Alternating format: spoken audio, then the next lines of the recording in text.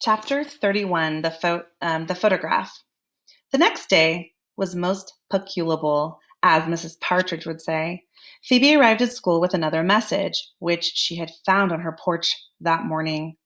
We never know the worth of water until the well is dry. It's a clue, Phoebe said. Maybe my mother is hidden in a well. I walked straight into Ben when I went to my locker.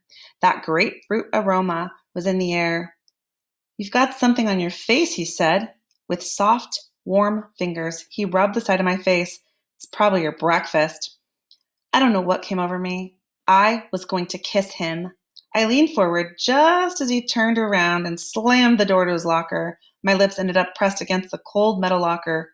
You're weird, Sal, he said. Kissing was thumpingly complicated.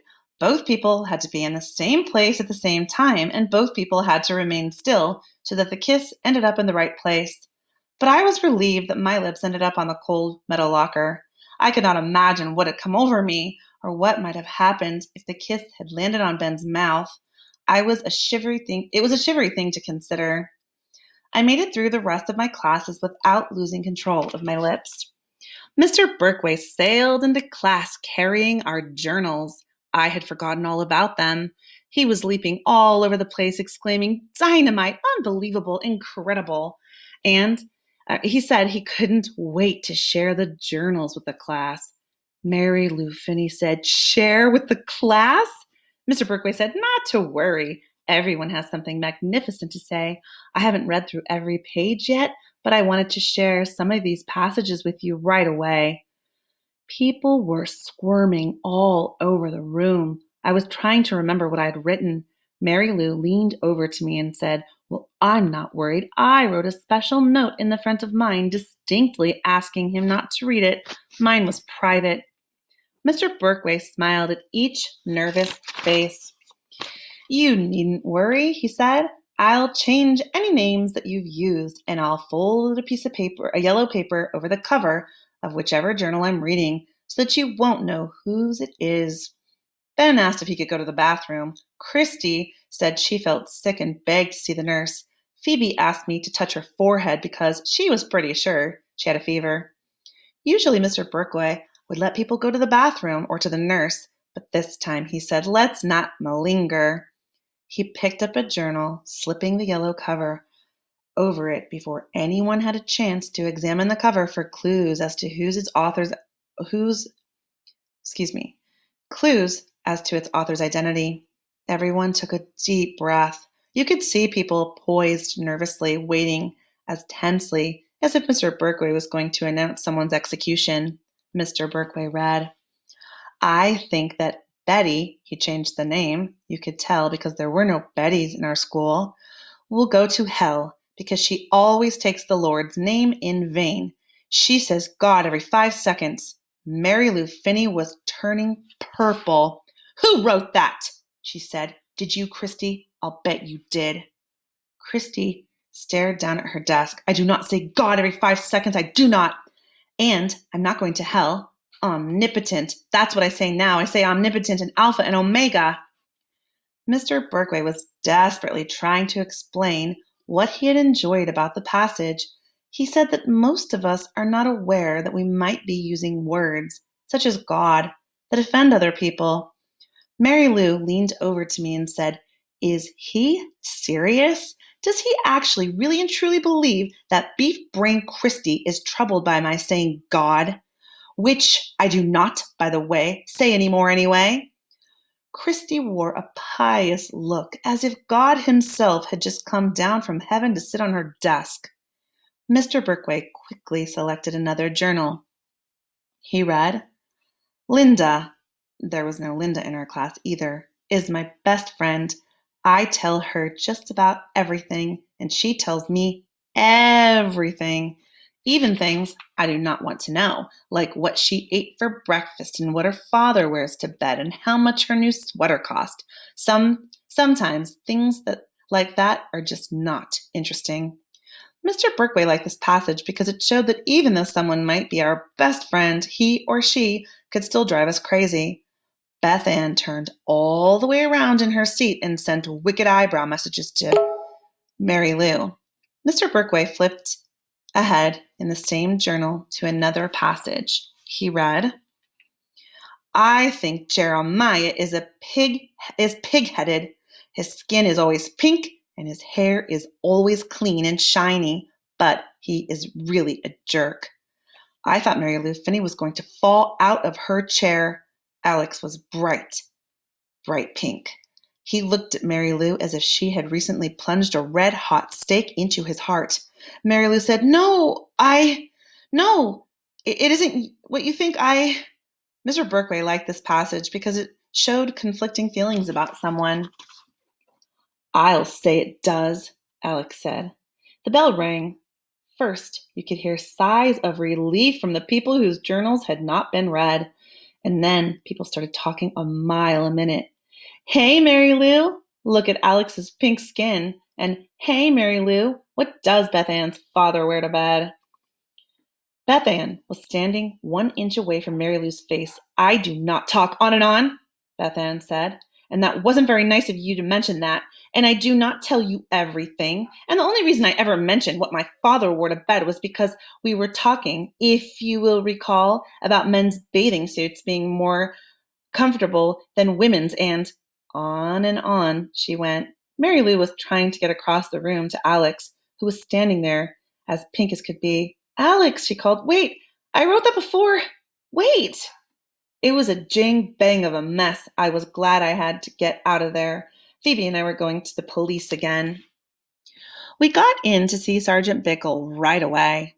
Phoebe slapped the newest message about the water in the well onto the desk, dumping the hairs which she had collected at Mrs. Cadaver's house on top of the message, and then placed her list of further items to investigate.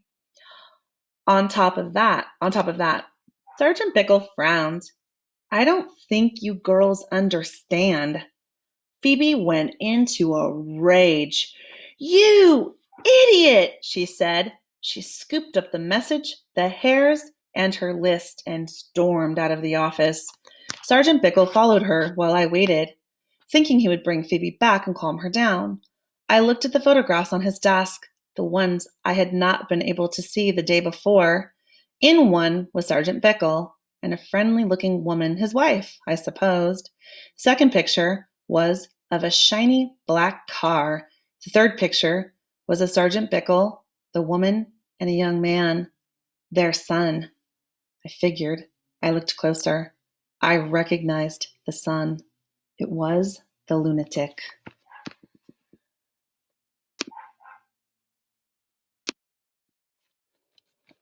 Chapter 32, Chicken and Blackberry Kisses.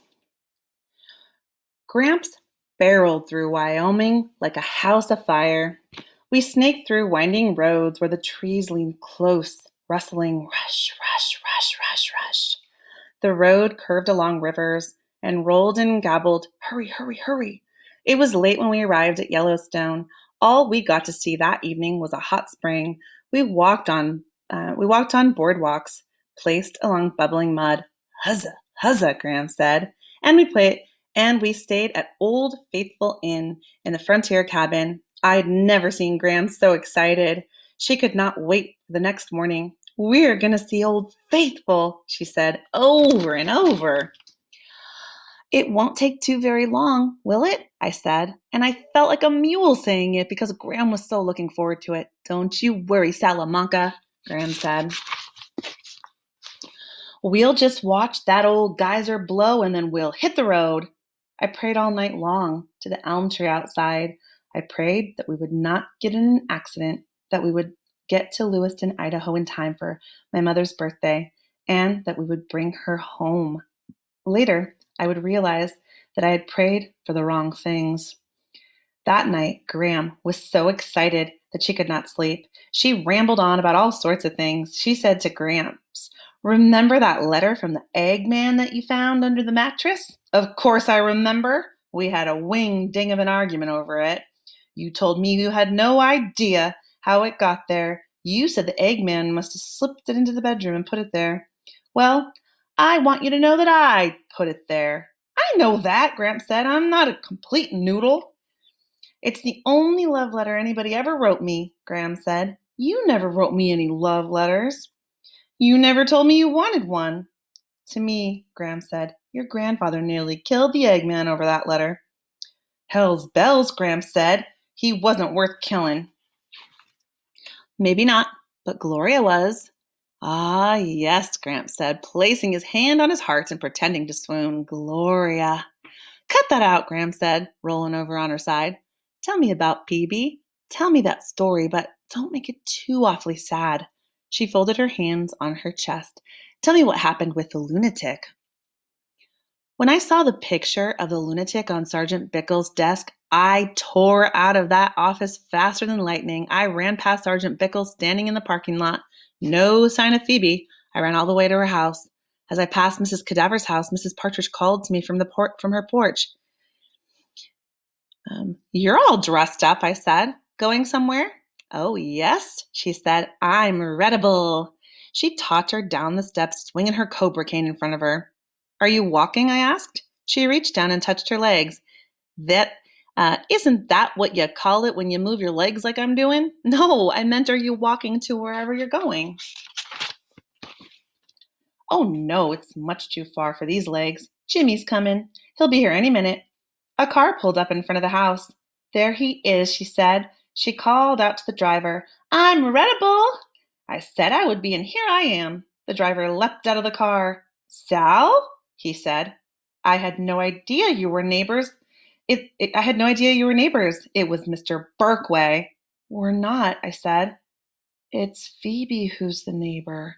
Is that right? He said, opening the car door for Mrs. Partridge. Come on, Mom.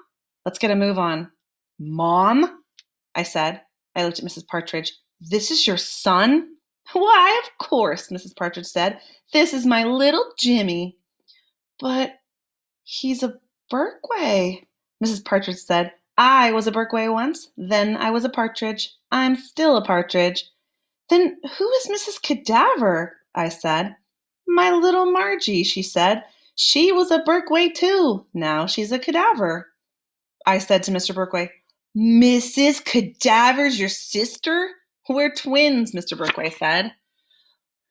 When they had driven away, I knocked at Phoebe's door, but there was no answer. At home, I dialed Phoebe's number over and over. No answer. The next day at school, I was relieved to see Phoebe.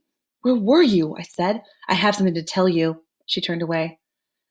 I don't want to talk about it, she said. I do not wish to discuss it. I couldn't figure out what was the matter with her. It was a terrible day. We had tests in math and science. At lunch, Phoebe ignored me. Then came English. Mr. Berkway skipped into the room. People were gnawing on their fingers and tapping their feet and wiggling around and generally getting ulcers, wondering if Mr. Berkway was going to read from their journals. I stared at him. He and Margaret Cadaver were twins? Was that possible? The most disappointing part of that piece of knowledge was that he was not going to fall in love with Mrs. Cadaver and marry her and take her away. Mr. Berkway opened a cupboard, pulled out the journals, slipped the yellow paper over the cover of one, and read. This is what I like about Jane. She is smart, but doesn't act like she knows everything. She is cute. She smells good. She is cute. She makes me laugh. She is cute. I got a prickly feeling up and down my arms. I wondered if Ben had written this about me, but then I realized that Ben didn't even know me when he wrote his journal. A little buzz was going around the room as people shifted in their seats. Christy was smiling, Megan was smiling, Beth Ann was smiling, Mary Lou was smiling, every girl in the room was smiling. Each girl thought that this had been written about her. I looked carefully at each of the boys. Alex was gazing nonchalantly at Mr. Berkway. Then I saw Ben. He was sitting with his hands over his ears, staring down at his desk. The prickly feeling traveled all the way up to my neck and then went skipping down my spine. He did write that, but he did not write it about me. Mr. Berkway exclaimed, Ah, love, ah, life. Sighing, he pulled out another journal and read, Jane doesn't know the first thing about boys. She once asked me what kisses taste like, so you could tell she's never ever kissed anyone. I told her that they taste like chicken, and she believed me. She's so dumb sometimes. Mary Lou Finney jumped out of her chair. "You cabbage head," she said to Beth Ann. "You beef brain." Beth Ann wound a strand of hair around her finger. Mary Lou said, "I did not believe you, and I do know what they taste like, and it isn't chicken." Ben drew a cartoon of two stick figures kissing in the air. Over their heads was a cartoon bubble with a chicken saying, "Bok, bok, bok." Mr. Berkway turned a few pages in the same journal and read, "I hate doing this. I hate to write. I hate to read. I hate journals. I especially hate English where teachers only talk about idiot symbols. I hate that idiot poem about the snowy woods. And I hate it when people say the woods symbolize death or beauty or sex or any old thing you want. I hate that." "Maybe the woods are just woods." Beth Ann stood up. "Mr. Berkway," she said, "I do hate school. I do hate books. I do hate English. I do hate symbols. And I most especially hate these idiot journals." There was a hush in the room. Mr. Berkway stared at Beth Ann for a minute. And in that minute, I was reminded of Mrs. Cadaver. For that brief time, his eyes looked just like hers. I was afraid he was going to strangle Beth Ann. But then he smiled, and his eyes became friendly, enormous cow eyes once again. I think he hypnotized her because Beth Ann sat down slowly. Mr. Berkway said, "Beth Ann, I know exactly how you feel. Exactly. I love this passage." "You do?" she said. "It's so honest." I had to admit you couldn't get more honest than Beth Ann telling her English teacher that she hated symbols and English and idiot journals. Mr. Berkway said, "I used to feel exactly like this. I could not understand what all the fuss was about symbols." He rummaged around in his desk. "I want to show you something." He was pulling papers out and flinging them around. Finally, he held up a picture. "Ah, here it is. Dynamite."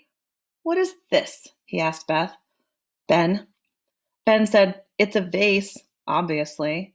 Mr. Berkway held the drawing in front of Beth Ann, who looked as if she might cry. Mr. Berkway said, "Beth Ann, what do you see?" A little tear dropped down on her cheek. "It's okay, Beth Ann. What do you see?" "I don't see any idiot vase," she said. "I see two people, and they're looking at each other." "Right," Mr. Berkway said. "Bravo." "I'm right? Bravo?"